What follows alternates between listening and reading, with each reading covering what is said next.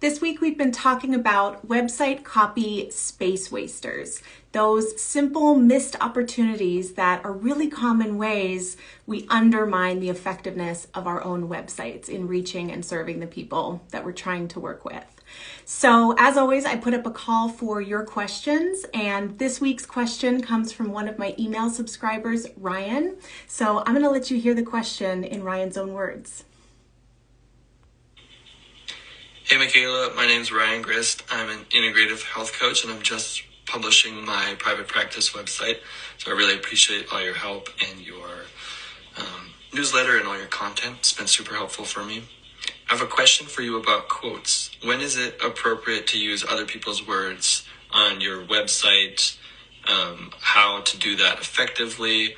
Or should we always, use our own words instead? Because in your recent newsletter, you challenged me personally, who I'm a quote lover and store quotes and capture quotes from other people.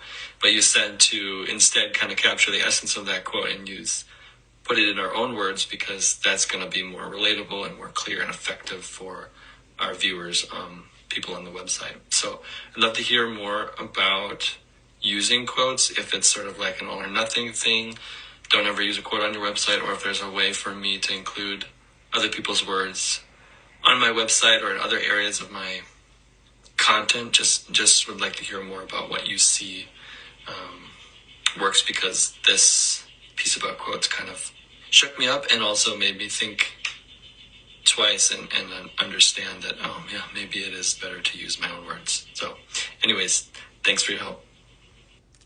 So big thanks to Ryan for sharing this question. Ryan, by the way, is a dream audience member as far as I'm concerned, in the sense that he read the email. I shared some tips in my weekly email, reflected on it, kind of tried it on for size, imagined how that would work in his own business, on his own website, and then took me up on my offer. I always end every email with like, questions, thoughts about this, hit me up.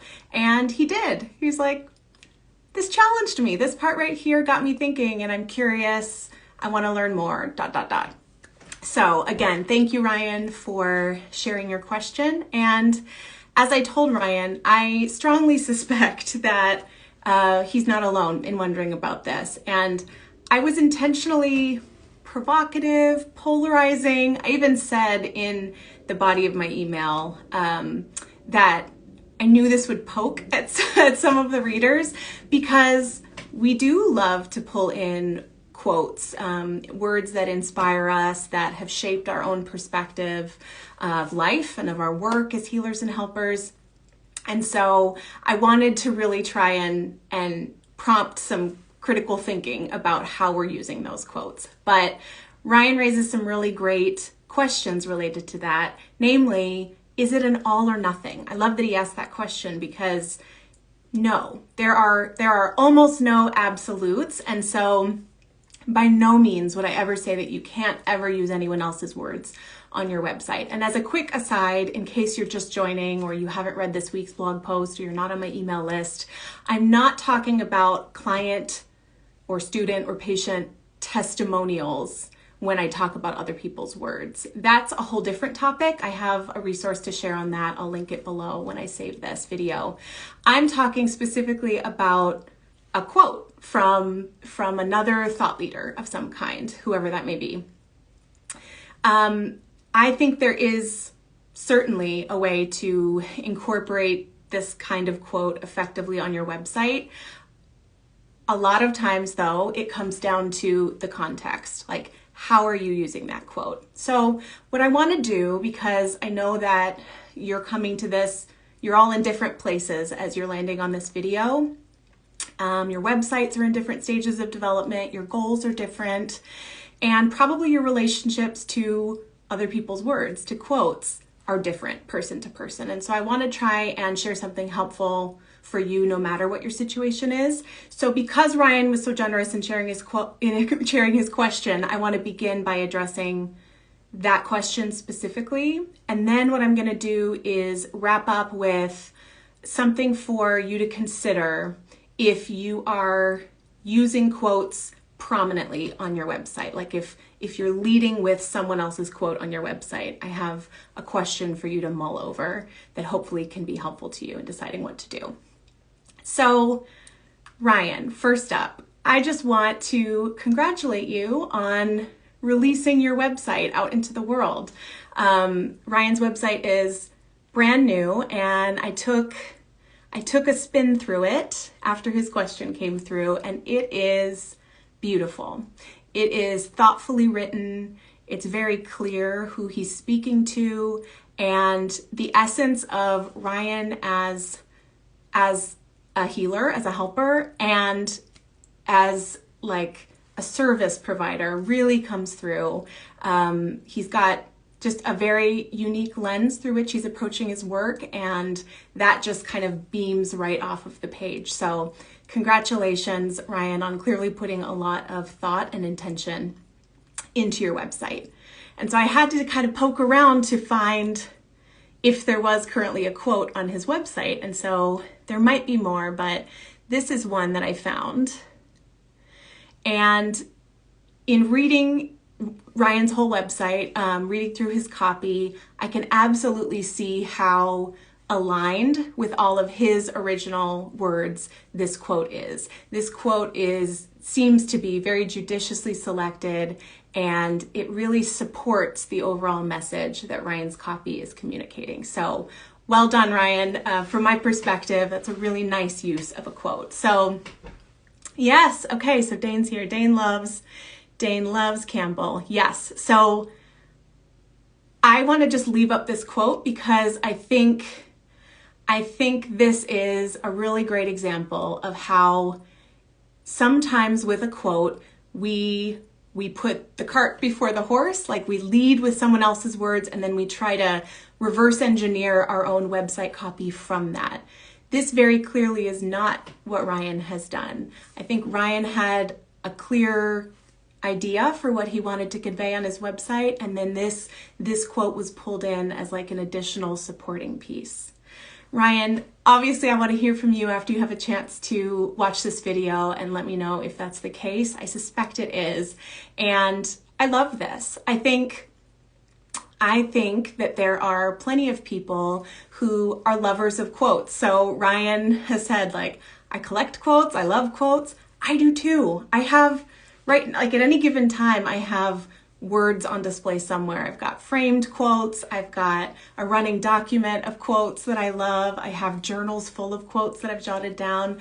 I love immersing myself in other people's words. So, and by the way, I should just share story time really briefly. When I first wrote my very first professional bio to try and attract my ideal therapy clients, the people that I most wanted to work with in my therapy practice, I led off front and center, top of the bio with a Mary Oliver quote.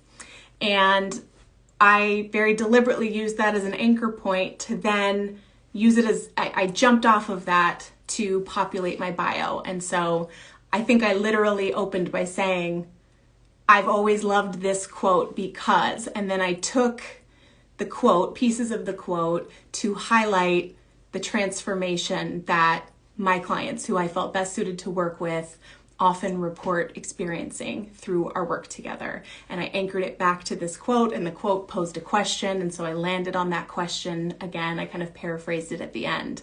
And so clearly I'm not telling you never use quotes, but in that case, I already knew what I wanted to say, and then that quote just was kind of like, it crystallized it in a way that could very succinctly be communicated. And so bottom line, Ryan, I'm saying this 1,000 different ways, but I think you're absolutely on a very thoughtful track here. So if this is working for you, I wouldn't change a thing. I wouldn't touch this. I think it all harmonizes together beautifully. Now, the second part of your question is like, okay, if I didn't use quotes on my website, how else might I be able to pull in quotes? And there you have a whole universe of options. Now, I don't know where you're currently creating content, if you are creating content anywhere, or what your plans are, but let's just say, for the sake of ease, giving this little explanation, let's say that you're going to be writing blog posts. You could you could find all kinds of creative ways to pull in some of your very favorite quotes. For example, I'm just glancing over here because I jotted down a couple thoughts. And maybe I'll take this off now so that I can speak directly to you. So you could pull in a roundup of different quotes that have shaped your evolution as a person. Or you could drill down a little more specifically if that's too hard to come up with just, a list of quotes. If you could think about the primary quotes that have shaped your perspective as a coach, as a health coach. And let's say there's 5 of them. You could quite simply structure your blog post like quote, reflection from you. It could be like a paragraph, a few lines, quote, paragraph from you, quote, paragraph from you, and on and on and on. You could take a different approach. You could take one source. So let's say Campbell. Let's say you want to go with Campbell as a thought leader that has shaped your perspective.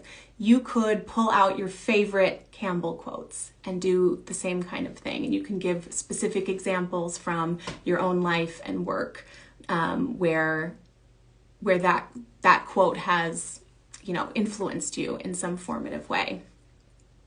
You could take one quote and do a deep dive reflection on it. You could actually build out an entire piece of content just on one quote.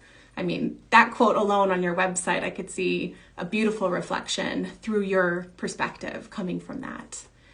You could also pull in your clients, and this is kind of like a slightly more complex strategy, but it's still totally rooted in your love of words. In your work with clients, you could, and this is just one idea, ask them as you're kind of winding down work together or after you've been working together for a while, ask them if there are quotes or a quote that kind of capture what they've experienced, the growth that they've experienced, the challenge and the change and the shifts they've experienced through coaching with you. And then what you can start to do is build a little running list of those and actually share them as a kind of social proof for your work together, of course, with your client's permission. This is kind of like a next layer deeper testimonial in the sense that you would be fusing together your love of words, the power of words to shape us and challenge us and facilitate our growth, and inviting in some actual feedback from the people who have worked with you and experienced transformations of their own through your work together, and you'd be blending them together to create a really deep piece of content. These are just this is like tip of the iceberg. There are so many different directions you could go with this. And I know I'm talking about blog posts specifically, but this could translate just as easily to a long form video or short form content. It could be posts here on Instagram. It could be an email to folks on a list if you're building a list. If you end up reaching out to appear on podcasts, for example, you could incorporate something like this into a pitch. I think that would be a really fruitful podcast conversation. Here's the piece that I want to highlight, the kind of connection thread among all of these different ideas I'm kind of throwing at you. You're taking the word, so you're not burying the quote, but you're using it as a springboard to do some relationship building between you and the audience you're trying to reach. You're saying, yeah, this is the anchor. It's kind of like show and tell. That's how I think about this, Ryan. You bring in your treasured object as a kid in school. Show and tell. Yeah, you're showing the object. Obviously, that's like what all the kids are there to see. But what are you doing in the process? You're sharing something about yourself. You're facilitating connections with your classmates. That's really what we're doing here. The quote is a springboard for bridging connections. You're traversing that divide between you and the people on the other side of the screen. So this is a layer of nuance that I can't get into when I'm just doing like a quick email or a quick Instagram post about space wasting copy. But the waste comes in the form of missing the opportunity to bring more of yourself to your clients, because by the time they make it to your website, they're craving the transformation that you help facilitate. You're their guide on the side and they want to know the guide. they also want to know the guide's guide. So I do think it makes a lot of sense to pull in the quote as you have on your website. I hope this is helpful. I'd love to hear from you, Ryan, as you take this in and see if there's any follow-up questions or if this sparks some ideas for you. Please keep us posted. For everyone else that is listening to this, I want to wrap up with a question for you to consider if, unlike Ryan, you actually are beginning with the quote. And the quote maybe is placed somewhere really prominently. So let's say your website loads and there up at the top, like your banner image, is a quote from someone you admire. I am not here to shame you if that's what you've done. I've already said I've led with a quote before, and I think there are some ways to do that effectively. The question I want you to consider is, why am I giving this prime real estate on my website to this quote? And if your immediate answer is, because I love quotes, remember Ryan. Remember that Ryan loves quotes too, and Ryan found a place to weave in a quote that didn't lead with it. By the time you get to the quote on Ryan's website, you've already heard so much about his business and specifically the benefit of engaging with him.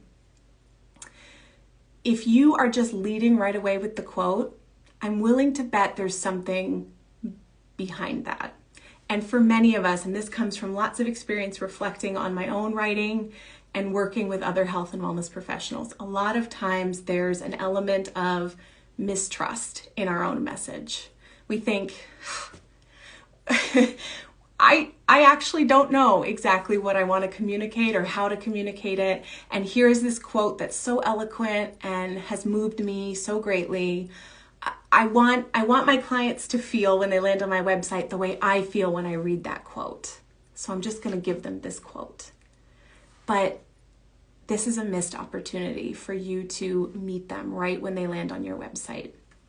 So here's what I'll encourage you to do. This is what I shared in my email. If that's you, I want you to set a little timer, if that's helpful. Give yourself some uninterrupted time to reflect on, what is the feeling I want people to have when they read this quote? What am I trying to communicate by sharing these words from someone else? And really try and get some good specific emotion vocabulary going. Then step back and ask yourself, if I remove this quote from the equation, what can I say to them? What words from me can elicit that same emotional response? And do your best to draft some of your own original words. Oftentimes it's quite simple. It's a single line. It's a few words maybe. It's something to let them know I've landed on the online turf of someone who gets me and who's invested in my well-being. That's my encouragement to you, is if you are really trying to pin all your hopes on someone else's words, just give yourself the opportunity to test out your own chops at doing that. I really want that for you. And again, remember, there are ways to pull in quotes for sure. I just don't want you to be leading with that, because I do think it's a missed opportunity for you to share more of yourself with your people. That's what they want. Is this helpful? Please let me know. If you're watching the replay, I'd love it if you'd drop a comment or a question below. Thanks again to Ryan for our question. I'm going to link his info below. Please go and visit his brand new site and send him some encouragement. As we all know very well, it's a vulnerable thing to release your website that you've worked so hard on out into the world. So congrats again, Ryan. I hope you're feeling peace and satisfaction as we head into the weekend. And once again, everyone, thank you for being here. I'll drop all the info that I've mentioned below. And I hope you have a lovely weekend, and I'll see you next week. Bye.